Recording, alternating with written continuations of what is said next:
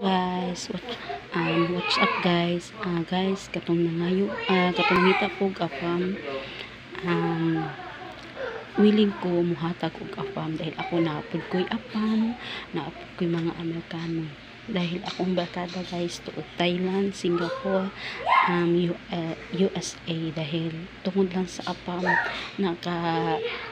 nakatabang ko guys. Ako naka-afam ko 15 akong edad is 7 years ko nag-afam. 2023 na scam ko, nawadan ko gana guys tungod sa mga tao nagikwartahan daw nako guys. Wala jud ko na ngayo og kwarta sa afam. Sa tinuod na kung kamo mag-apaman mo ayon ninyo pangayo kwarta mga Amerikano kan guys, kuan guys, maro na kaayo. Ako guys nawadan ko kalaom guys, mahatag unta ko 60,000 sa Amerikano. Magpadala daw siya og $5 guys, $5 money po sa US. Karon guys, giingnan ko sa barkada na dili daw dahil scam lang. 2023 guys, karon pa ko na scam. Kamo guys, kung mag-afaman mo ayaw ninyo pa nga og kwarta. Ako sweeto ko na guys, 15 pa lang edad nag-apam na ko. Idol nga amiga siya, kung gusto ka mag-apam, go. Mahalin ka kasi ang imuhang lawas mas halin sa apam.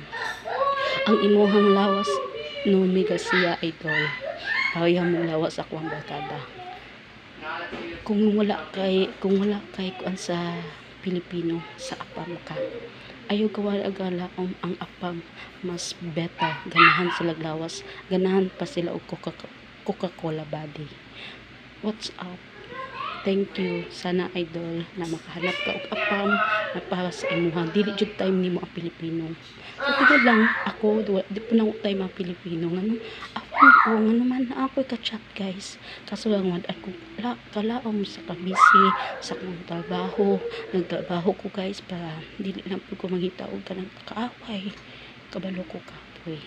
Nagtrabaho ko pa sa pamilya, wala na ko mag-chat ako Amerikano, nagunsa daw ko usa ko. Alam nyo, nanapray ko natabangan guys sa TikTok na nangayo og apam. Tulos sila po kababae, nag-chat sila og apam, dis ako po hingin sa mga apam